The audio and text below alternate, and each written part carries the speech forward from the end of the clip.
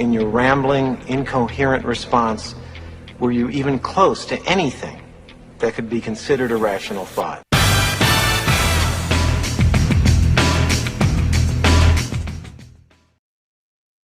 You know, I love that quote because I'm really talking about me and my irrational thoughts. But our guest today, oh my gosh, I am so like tingly excited to have him on our show. It's going to go over 30 minutes if he's allows us to, because there's so much to cover. Why? Because he started out as a concert cellist and a composer. At age 17, he started his own high school where he went on to teach. Sounds like that movie Accepted. I love that movie. He pinballed through careers in holistic health, publishing, sales leadership before becoming a full-time writer, which in and of itself is a huge accomplishment. Take it from me. Most people can't write. He has co-authored not 1, not 2, not 10, but 30 books, including 4 New York Times bestsellers and 5 national bestsellers. He's won numerous awards. His best-selling classic, The Go-Giver, with our friend Bob Burg, has sold over 1 million copies. That's over 1 million copies. And has won the Living Now Book Awards and Evergreen Medal for its contribution to positive global change. Like, we desperately need that now. His first novel, Steel Fear, was co-authored with a former Navy SEAL, Brandon Webb, who was released this past July. And as author Lee Child of the Jack Reacher fame called it, an instant classic, maybe an instant legend. Wow.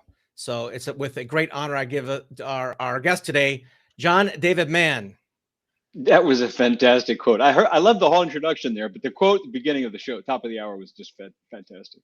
Well, you did write it because you're the writer, so that's okay. Rational thought. We'll try. For that one. No, that's the that one. Yes, I pulled it off an Adam Sandler movie. I don't know where it was. Just it was just like a game show. It was pretty funny. Brilliant. Man, there's so much to cover today. Before we get started, if I'm a writer or an author or an entrepreneur, what could I get out of the show today listening to you for the next 30 plus minutes? Probably nothing whatsoever, but stop it, Mr. Humble. Oh, stop it. You know, you said if you're a writer or an entrepreneur, just about every writer is an entrepreneur.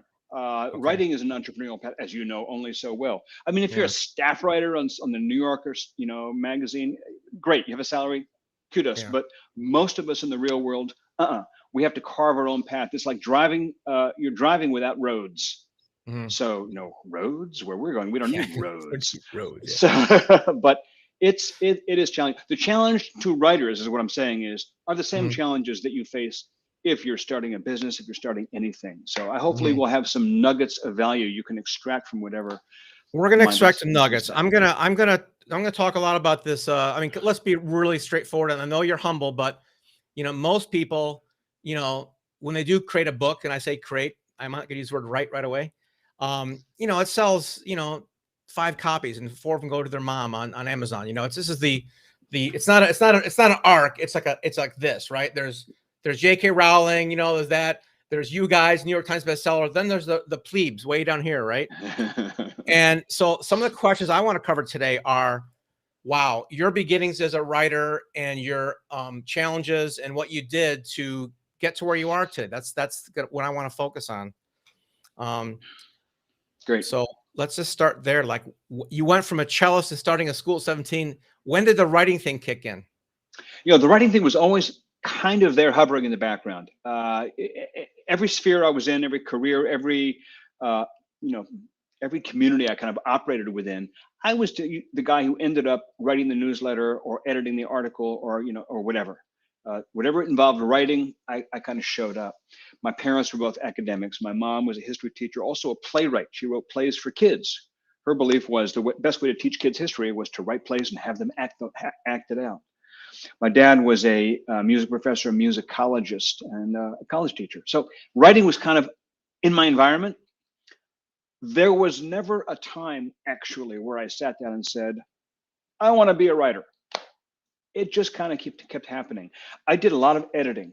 And for over a decade, I was sort of professionally an editor of other people's stuff, which, by the way, I think is an excellent way to get training as a writer, editing other people's stuff, because you're not attached to it emotionally. Absolutely. Yep. I have writers that work for me, right? And I was editing their stuff for many years. Now I've got a chief editor. I don't do it anymore. But I remember seeing, sometimes it was great. Sometimes it was like, why are we paying this person? We had to rewrite stuff so much. Yeah, But yeah. yeah, being an editor is great. Yeah, those other skill sets are vital. What else besides editing would be helpful? Well, what would be helpful is writing. First of Yeah. all, reading. And you can't be a writer unless you read. And also, by the way, if you want to write good stuff, you have to read good stuff. Mm, Great writing, whether it's yeah. the genre, it can be not the genre that you write in. Maybe you Right. write business books and you read romance novels. I don't know. Yeah. I'll tell you, for years, actually for 10 years, my first 10 years or so as a writer, as a actually named independent writing books kind of writer, and not just Yeah. a sort of hovering in the background magazine editor. I wrote nonfiction. I wrote books about business, about Yep. leadership, and Hmm. all I read was crime novels. So I'm writing like The Go-Giver and Real Leadership and Hmm. Flash Foresight, and I'm reading like Jack Reacher and Philip Marlowe and all this stuff. So great writing feeds your sense of story and your Hmm. sense of the shape of language, your sense of Hmm. the rhythm and the meter and the flow and the sound and the chunkiness of language. You get, you're swimming in that pond. You absorb it. It can be a totally different genre. The Yeah. only requirement is that it's great. Don't read crap. Don't waste your time reading mediocre stuff. Don't waste your Yeah. time. And there's a lot. I don't follow sports at all. I am not a sports enthusiast. I think sports is great. It's just not my thing. I don't follow it. But God, I love sports writers. Sports writers are the greatest, man. Some of the most colorful, entertaining, fascinating writing in newspapers is sports writing. So I read sports columns. I have no idea what they're talking about, but I love it. So reading. If you want to write, you got to read. And read appreciatively. It's like eating a meal appreciatively. Don't just eat to stuff your face and move on to the next thing. Taste what you're eating. How do they do that? What's in that stew? What's in that dish? How to find out what the recipe is? Do that with your writing. Wow. The way that they just describe that scene, the way they just describe that person, the dialogue. One of the best things for a writer, if you want to write books, magazine articles, newsletters, blog posts, doesn't matter, whatever it is to read screenplays. Uh, we all love movies. Everyone's seen a billion movies. Very few of us ever sit down and read a screenplay. A screenplay is a really interesting medium. It's a completely different look on the page than a book or a magazine article. It's got its own particular, peculiar language. It's very dogmatic. I mean, it's a very set of rules how you write a screenplay, and it's fascinating. One of the things you learn when you read screenplays is dialogue. Now, you may not write dialogue, but you do, no matter what you're writing. Even if you're writing nonfiction, even if you're writing a how-to book, learning the mastery of dialogue is going to feed your writing. I did a ton of screenwriting study. When I first back myself out of that sentence and start the paragraph a different way, there was a time in my life when I was in business. I was doing very successfully, and my business all of a sudden started to crash. I was in this direct sales business, and it was just starting to implode. And a whole bunch of us, I had a lot of associates, we all started saying, "Oh crap, man, we got to have like a backup plan. The ship is going down. What are we going to do?" My only plan was to write, and I didn't know what I could write, and I certainly had no idea how I could make any money at it. But I thought, I know, I'll write screenplays. I'll make lots of money being a screenwriter. This did not happen, but it was a great plan. You know what they say, man plans, God laughs. So while God is chuckling away, holding asides, I am studying screenplays. I went to Hollywood. I found a fantastic screenwriting teacher. His name is Hal Croasmun, Croasmun. He's still teaching. I still recommend him. His courses are online. Phenomenal guy. I studied screenwriting. I read probably 200, 300, maybe 400 screenplays. I went to the bookstore, Barnes and Noble, and bought every book on screenwriting and every collection of screenplays. I went online and downloaded screenplays, and I took them apart. I figured out, how does William Goldman do that? Princess Bride, Butch Cassidy and the Sundance Kid, All the President's Men, Misery. How does he do that? How does Quentin Tarantino do what he does? I know what it sounds like on the screen, but I want to see it on the page. I want to understand, what are the spices, what are the herbs, what are the ingredients, how long, How long did it sear?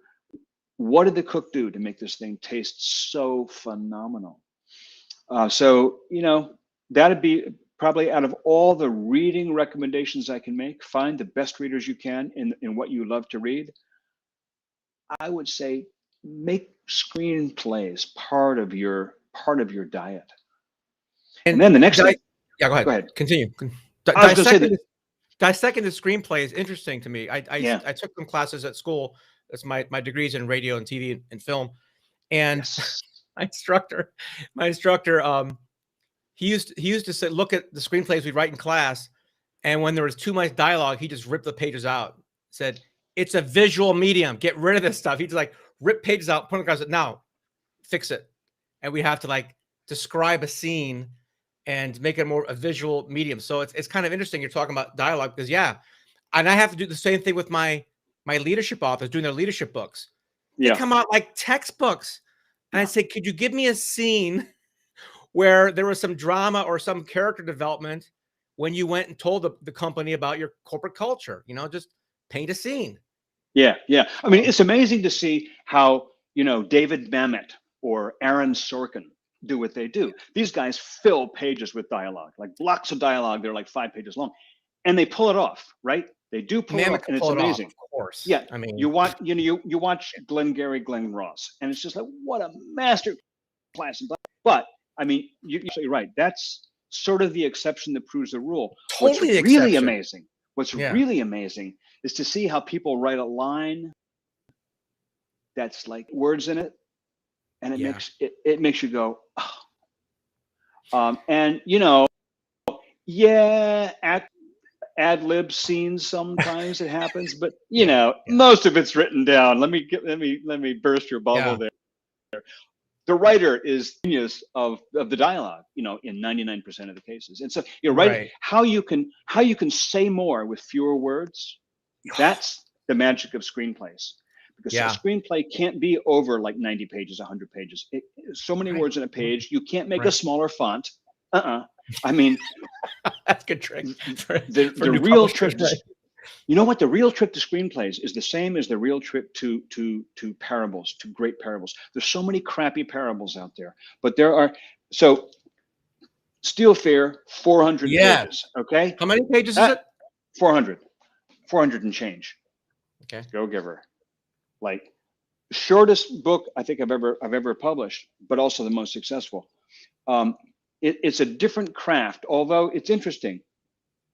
In Steel Fear, in a thriller, it's the same thing. Even though it's 400 pages, I had to take out every third word. I had to compress it from 150,000 words to 100,000 because that's what the medium dictates. It's what it requires. In a parable, you've got to do really turn the coal into a diamond. You got to really say more with fewer words.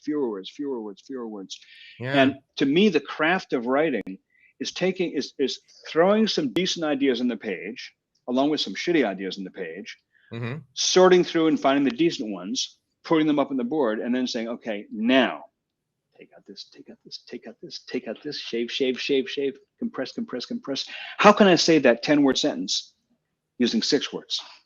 How can I say that 6-word phrase and do it in 4 words? How can I deliver more power in fewer words? I got to tell you a couple things here. Number one, I've been so immersed in the nonfiction world. Yeah. I got a little stale. And I've told my clients for years, you should also read fiction because good storytelling happens there more often. Character development, scenes, subplots, things like that. And so when I got Steel Fear, I was like, I'm going to lie to you. I'm not going to lie. I'm going to tell you the truth. I'm lie to you. Go ahead, lie to me. Tell me. I had a long trip, so I got the audiobook, man. I listened to it.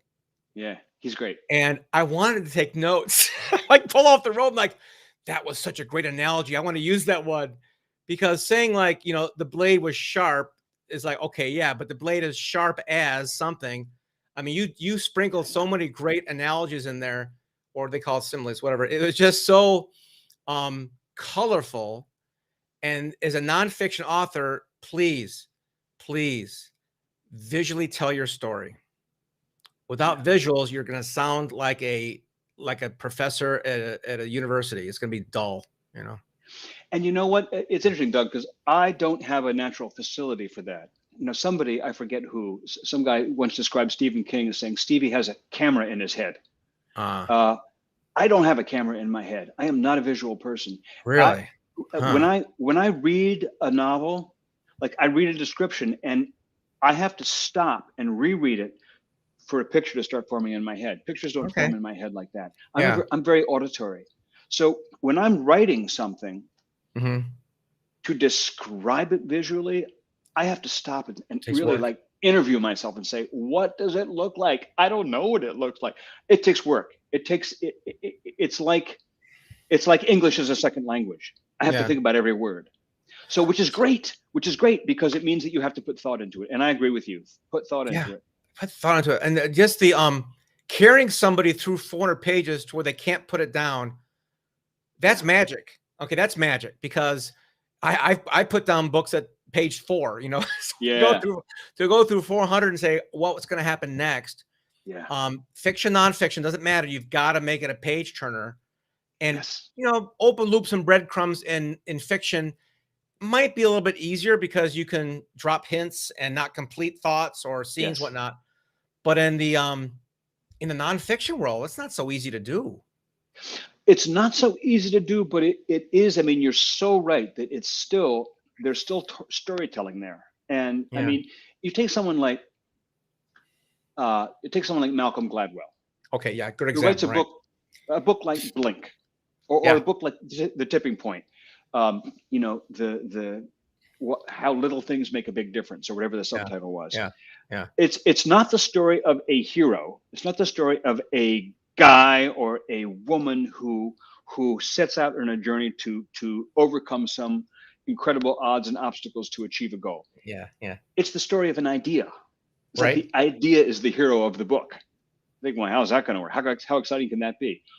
Just read the book, man. When you start with, I've gone through all his books, and the last one was so much fun because he actually had live interviews of some of the people he used in the book, talking with strangers, where you had the recording. Oh my gosh, he had recordings of like actual police recordings, from body cam stuff, and Cuban spy talking.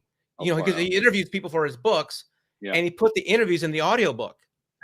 So it added that extra dimension of, this isn't Malcolm talking, this is somebody else who actually interviewed. It's a good format. So that's why, I was talking to a client just before we got in this call today. I said, isn't reading down? Like, readers, book sales might be off a little bit, but audiobooks are up double digit growth 3 years in a row. So. Audiobooks are strong. They're strong, man. And by the way, I was writing when people were really loudly predicting the death of the book because of the rise of the ebook. Ebooks would take over. No, you know what? No. Here's what I think. I think there's visual medium, there's auditory medium, there's tactile media. You've got audiobooks. Now that they've established a foothold, they will never go away. You've got ebooks, they will never go away. You've got physical books you hold in your hand. I'm sorry, those are never going to go away. And you know what else? We're going to get holographic books. They're going to be books in 3D where you turn on the book and the character shows up in your living room, like Princess Leia talking to Obi-Wan or talking to Luke Skywalker. Right. And none of them will go away because they're all different experiences, and we love them all. They're all. Well, I'm sure that we're both Star Trek fans. We've seen Picard still has hardcover books in his holodeck. Plus, he's got the hardcover book. So yeah. Exactly. Hey. So, all right, I'm going to go back to the business side of this because I could talk to you about the creative side at length. But people are, they all want to be New York Times bestsellers, John. They're like, oh, I want to be a New York Times bestseller.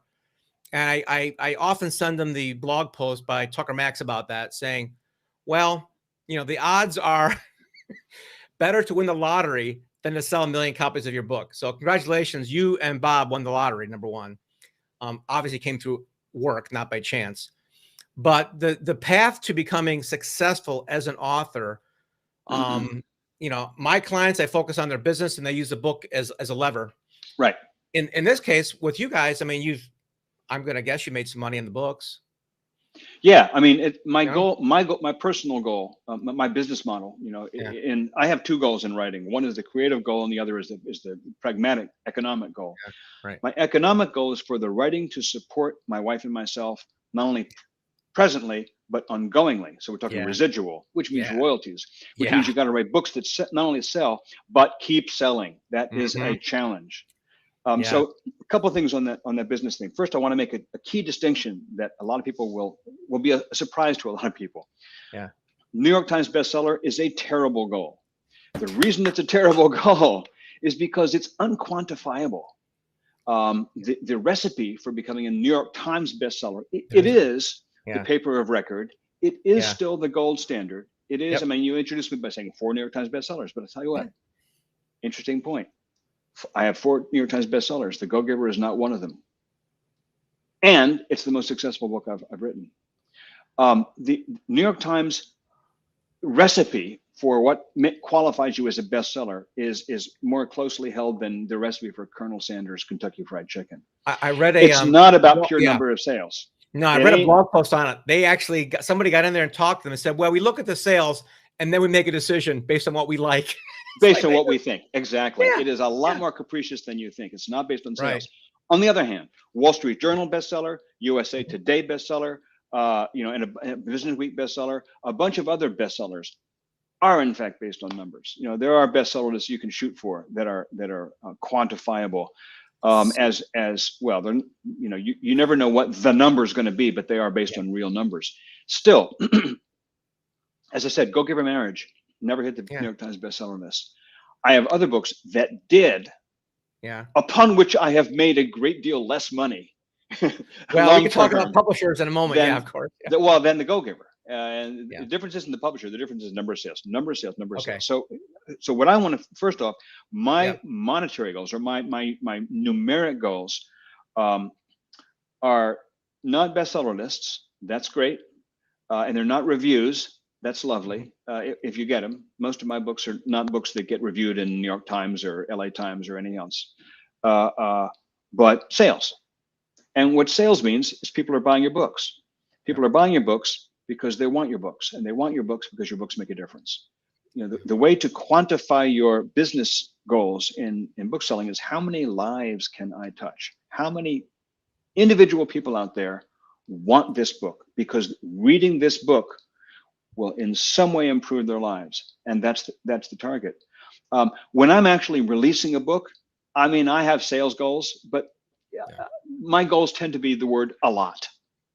I don't put numbers on it much because I know I'll be disappointed. What I put numbers on Amazon reviews. I want to see a book do 50 Amazon reviews in the first 2 weeks. I want to see it do 100 Amazon. I had a goal for Steel Fear that it would hit 100 Amazon reviews in the first month of release. And on day 30, it was at 98. And I was like, come on, baby, come on, baby, come on, baby.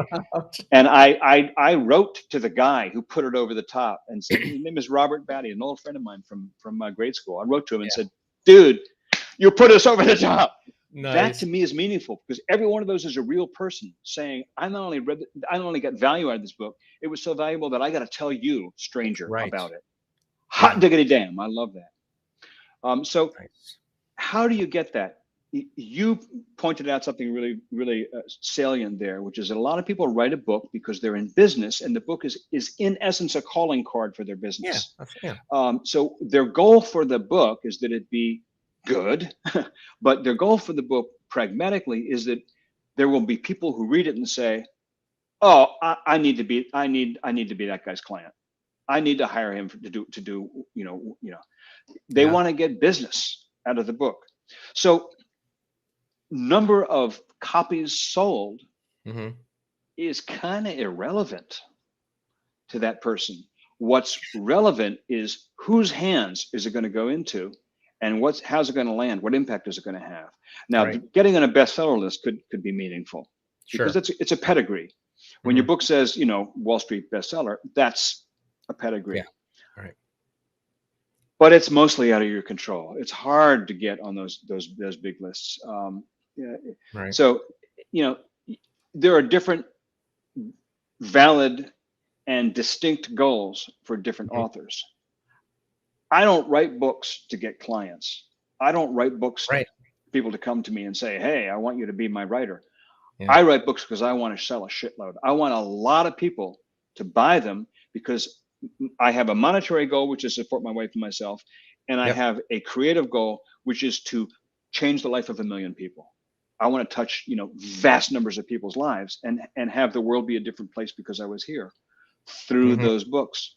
So, you probably really asking me, how do you do that? And I haven't answered that question yet. We'll get to it. I just love listening to you. It's all good. Yeah. My, one of my business coaches said, people don't pay for information. They pay for transformation. Yes. And that's it. When the whole content marketing thing became a buzzword, I'm like, okay, content marketing. So now what? I mean, there's a lot. Content is basically free. I mean, you can Google anything. So what are you really buying for? I say I'm buying the, discerning all that noise from, the gold nuggets in the dirt, right? How you find the value of all the content out there. Yeah. But transformation is a big piece that people actually want. Yes. And unfortunately, in a monologue of a book, it's not easy to measure. I'll give you an example of this. Yeah. We'll take The Go-Giver. So I think some reviewer on Amazon or somewhere said, I could give you the content of this book in 2 pages. And he meant it pejoratively. Yeah. He meant it as a criticism. It's not criticism. It's just obvious. It's the truth. The actual lesson of the book, the principles of the book, of course we can give it to you in 2 pages. You know why? Because we can give you anything in 2 pages. Exactly. Anything. Yeah. 7 habits of highly effective people on a note card. Here's the 7 habits. Okay, what? Yes, exactly. First things first, anybody ever heard of the 10 Commandments? It doesn't take a whole Bible. It takes a tablet. That's the deal with human communication. What people want is wisdom. And the essence of wisdom is that it's distilled knowledge. Distilled means, hey, it's like great dialogue. You do it in a couple of words. But here's the point. You don't go buy those 2 pages. No. I can't sell you those 2 pages. Nope. So what's the deal with The Go-Giver? Why 1 million copies? Because it's the story. The transformation, to use your word, that Joe, the hero, goes through in the course of this little book. It's like a mini novel is what a parable is. Right. The transformation he goes through, the pain, the difficulty, the triumph, the realization that he goes through, the reader identifies with that. The challenge of a parable, because parables by definition are simplified. That's what a parable is, a simple story that tells that gives you a moral, gives you a principle, teaches a lesson. By definition, a parable is not like a novel in that it doesn't have rich, complex characters. It has like stick figures. It's very simple. The challenge of the parable is to keep it very simple so it appeals to a broad number of people, and yet imbue it with richness.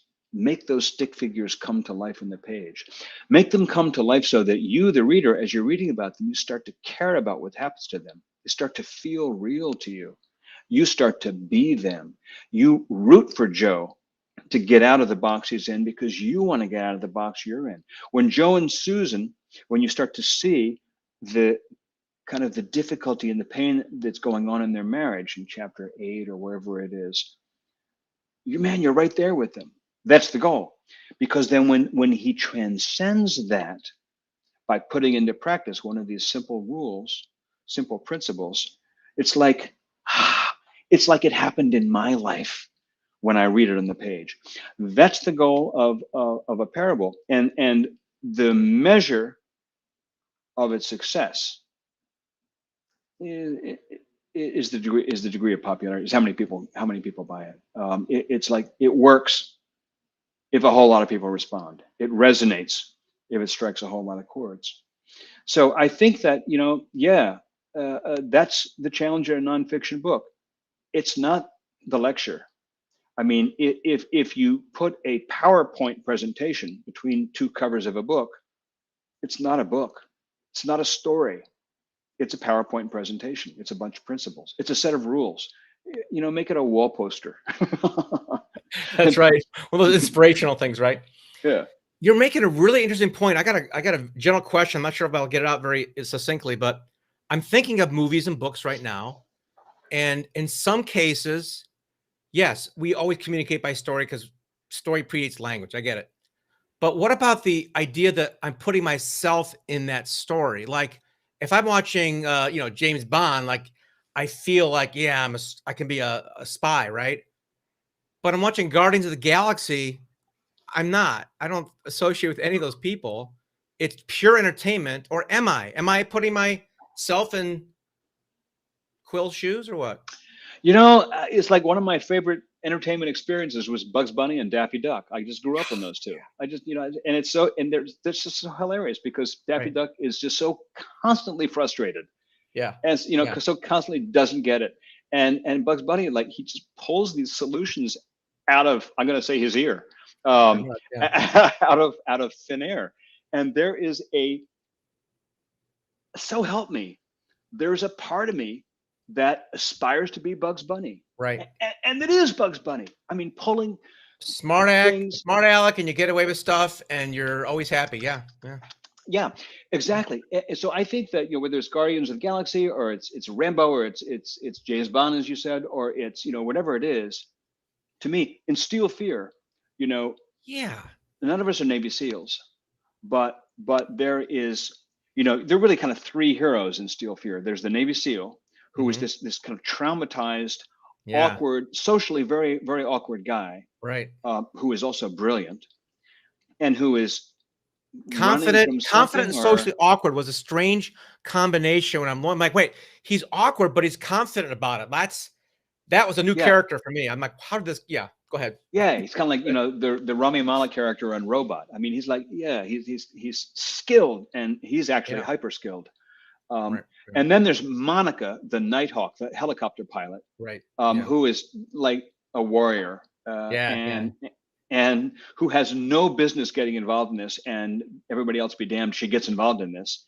And then there's Right. Jackson, the Master Chief on the ship, this big, Abrams tank of a guy, Right. who is in charge of all the enlisted people on the ship, who is like top dog next to the captain, whose job it is to just do what the captain says, and who basically becomes seditious or mutinous because he has torn loyalties to the chain of command, Right. and the dictates of common sense and decency and loyalty to his crew and justice. Right. Anyway, so you got a sort of a range of hero figures that you can relate to.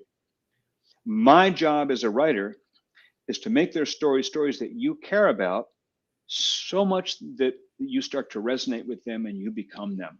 Right. So that when they triumph, you triumph. When they're challenged, you're challenged. And I think that's the job of every storyteller. Which I can't give things away, but that's one of the reasons it does carry through, because it's, just so you know, folks, it's a murder mystery. It takes place in an aircraft carrier, so that's people cool. die. Yeah. And obviously, as a mystery, you're hoping it's not this person, and it's just really well done. It was really good. Thank you. All I can say without giving things away. Now, I'd talk to you for a few minutes about co-authorship. Yeah. Because I've worked with a couple of people doing co-authors, and it always takes 4 times as long to have 2 people work on a book. But in these cases, I know one of the people you work with, of course. I know Bob really well. I'm imagining it would be, pretty good to work with someone like that. Yeah. Yeah. So what's it like being a co-author, especially on the Steel Fear? Talk about that one first, maybe, because that's like sure.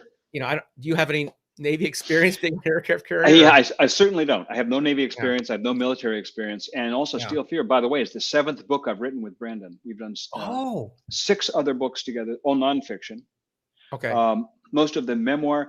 There was his memoir, The Red Circle. We did a bunch of other Navy SEAL military memoirs of people that he knew. Right. We did 2 business, you could call them business books, Total Focus and Mastering Fear, which are applying the principles learned in special operations to kind of the business and professional and personal world. So, we've got each other's rhythm. I know him really well. We know each other really well. And this is our 7th book, and the 8th, we've written the sequel already. Nice. But I'm picky about, start from the beginning. I've published over 30 books. Right. All of them but 1 or 2 have been co-authorships. I've written 1 or 2 all by myself. Yeah. I'll do more of those in the future because that's a blast. That's like, it's like taking off ankle weights and just running. But Yeah. most of it have been co-authorships, and I work pretty much the same in every case. I'm picky with my partnerships because they are partnerships. They are not only creative partnerships, they're business partnerships. Sure. Yeah. And my business model basically comes down to this. I write it, the other guy promotes it. Now that's an oversimplification because the other guy also participates in the writing and I also participate in the promotion. But the skill set is I'm the writer. You do the heavy lifting and they come in and like, yeah. Okay. That makes a lot of sense. So mostly my writing, mostly the writing is solitary. And so it happens that I write in three phases. Yeah. Okay. Very simply goes like this. The first phase is gathering, preparation. You could call it research because part of that is research. In that phase, if say I'm working with Brandon, I'm on the phone with him, interviewing, Okay. tossing stuff around. If it's with Bob and I kick around ideas for, for the Go-Giver influencer, the third Go-Giver parable, I read his book, Adversaries into Allies, because it's based on those principles, For the Go-Giver is a mix of me and Bob 50-50. So I just knew Bob and we talked about some things. Yeah. But once I've done the preparation, I close the door and I start to write. And it's mostly a solitary experience. I don't have the experience mostly of I'll write a chapter, you write a chapter, I write a chapter, you write a chapter. Yeah.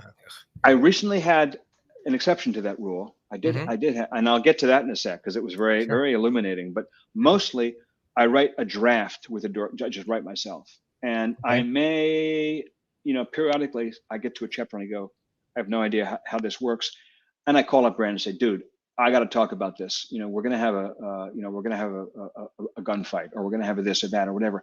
I need just to know a little background, and so I'll plug in with my co-author periodically because I need something. They give it to me. I got it. Thank you. Goodbye. Go back and I write. Mostly it's solitary. And then once I've got a draft, then the door opens again, and then we go back and forth.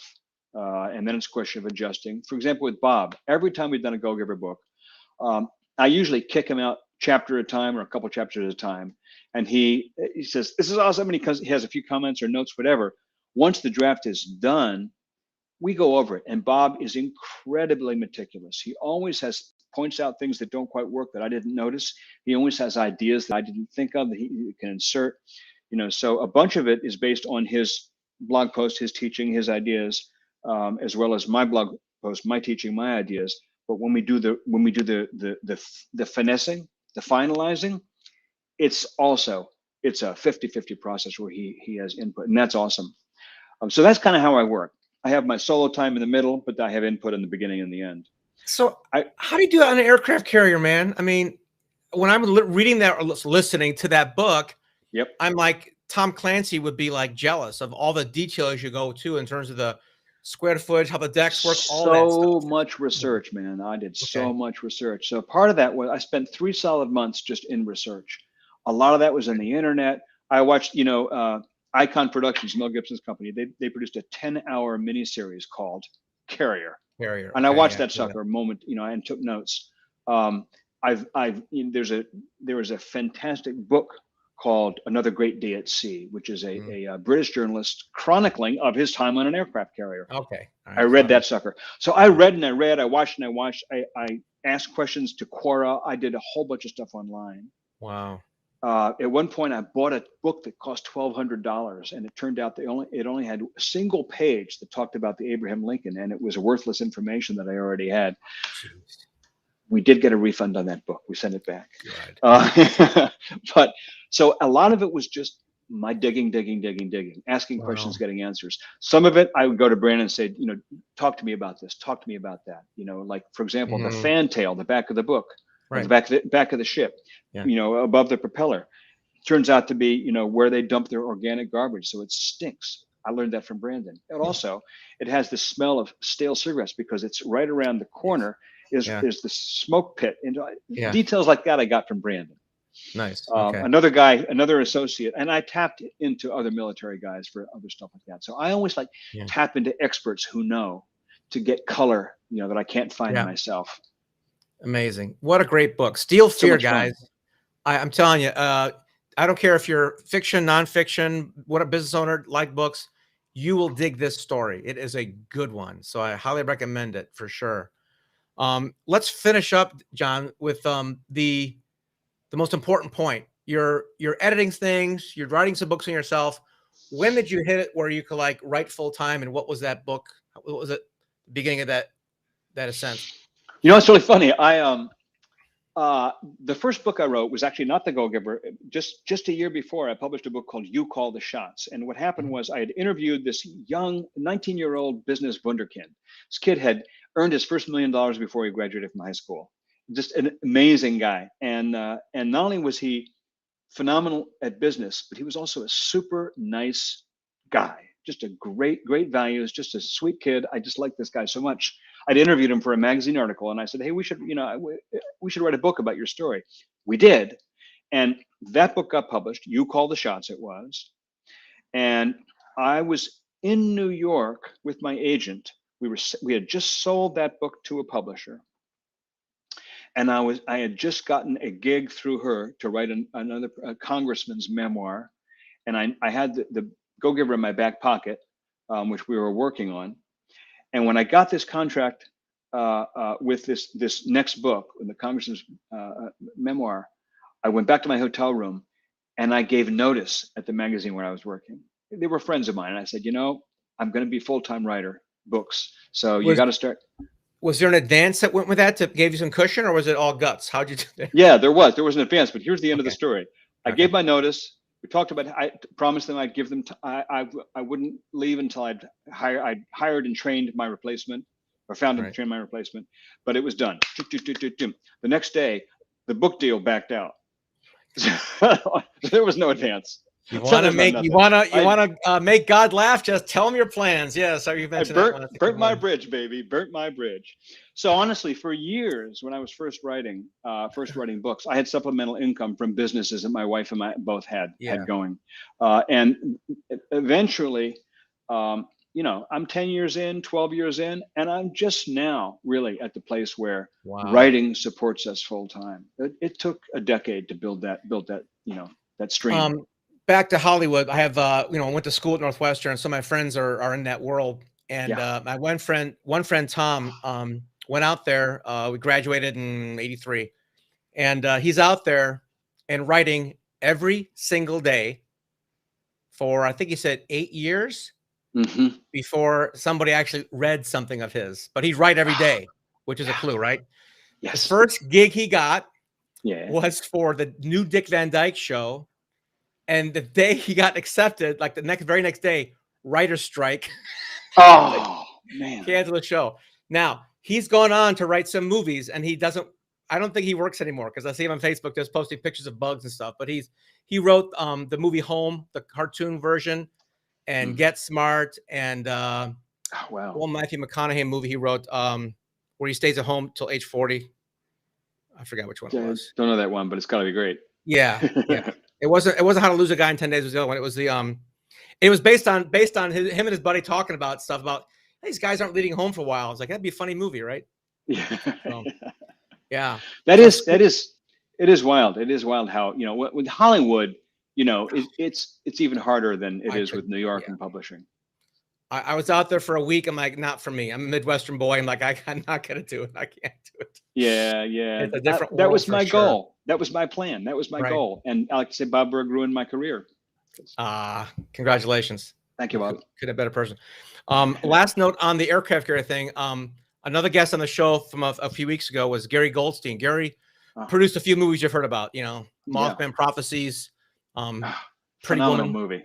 Yeah. Pretty Woman, Under Siege. Heard of that one, yes. Now, Under Siege, he told me a really funny story. At the premiere, right, it came out, it's not his, it's pretty wide range of movies he's done too, by the way. It's, romantic comedies to Steven Seagal to Mothman Prophecies are three totally different movies, totally different. But he talks a lot like you. He's very eloquent and learned. But at the premiere of Under Siege, this naval officer came up to us and said, Mr. Goldstein, thank you so very much for making that movie. And he's like, well, yeah, of course it was fun. He goes, what's your story?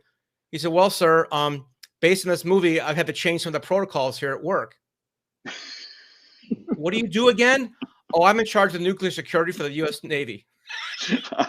So a fictional movie Oh, wow. said maybe we better change our safety protocols I love based it. on the stuff they just made up on the, I you know, love it. the cruise missiles on a battleship. So People have asked us if we got clearance, any kind of clearance or any kind of collaboration or cooperation with the military. We've done that in other books. We've actually put yeah. a few of our books through DOD, which is a terrible process because Oh it can my God, I take can't forever. imagine. And the stuff that they actually blacked out stuff in some of our books, and it was stuff that yeah. you know you can grab off the internet, you know. But no, Yeah. it's fiction, baby. No collaboration. Well, I know I you spent a day on the carrier. what? Oh, cool. On the Nice. Lincoln. All where right. where Oh, on the story actual takes Lincoln. place. Okay, nice. The actual Nice. Lincoln. I spent a day there. Yeah, that was great. And they didn't mind this characterization of the captain in the book. I may have neglected to mention that. We'll see when the movie comes out. We'll see how that plays because you're gonna have to be on a set somewhere. Might have to. You can't change a character; it's too good. I met the real captain, current captain of the well, Lincoln, and the current Master Chief. And they were, you know, of course, they were terrific people. Cool, amazing stuff. John, I just want to say thank you again for being on the show today. I just can't thank you. It's so cool. I'd love to have you back and talk about more stuff here. We'll do it. What could people what would you like them to do? People watching this going, wow, I want to get more of this. Want to pitch a book. Great. It's a deal. I tell you what, we got Steel Fear just came out. What I would like people to do is go buy the book. I promise you'll enjoy it. Yes. Just read what they said on Amazon. Mm-hmm. You know, there are a few loonies who say it's the worst book I ever read. I don't get that. Mostly they say it's one of the best books I've ever read. I get that. So go buy the book, read the book, enjoy the book, tell your friends, leave a review on Amazon, and just know this, the sequel is on its way. Yeah, can't wait. Hold the cover up again so we can see it. I'll put it in the show notes here, but you can look at it. But it's called Steel Fear. And you can learn more about it at my website, johndavidmann.com. There we go. There we go. Is the book. Cool cover. Great Webb book. and Man. He is Webb. I'm Man. You are the man. And we appreciate you so much today. Thank you so much. John David Mann, author of Steel Fear and a bunch of other great books. Thank you for being on the show today.